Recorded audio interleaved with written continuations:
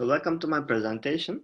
I will now present our work about using model predictive controllers, shortly MPCs, as robotic assistance strategies for training motor tasks.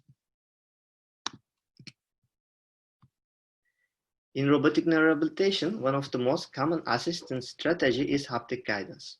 It is basically making the robot physically guide the movement of the patients by tracking a pre-calculated ideal trajectory.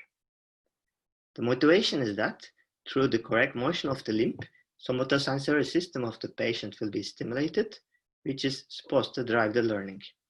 However, constraining the movement to an offline trajectory reduces movement variability, which is not good since the variability was found to be beneficial for learning. Its importance for the exploration was already highlighted by Professor Sternert before. Secondly, the applied guidance forces change the effective task dynamics that is trained.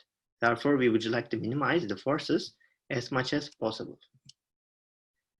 We hypothesize that MPCs may solve these limitations. As you see in the figures about MPCs now, an optimization is made at each time step according to the changing states of the system. The resulting trajectory is flexible in comparison to haptic guidance. Furthermore, its forces can be easily kept minimal using its optimization function. We have conducted an experiment with 40 healthy participants to test the MPCs and designed a pendulum task, which you see in the video.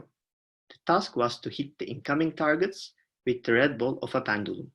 The black ball of the pendulum was matched to the end effector of a delta robot, where the participants interacted with the pendulum. We have designed two MPCs and a conventional haptic guidance controller to support the task. The end effector MPC and haptic guidance apply their forces at the end effector. On the other side, ball MPC applied the forces on the pendulum ball, which resulted in less natural pendulum motion.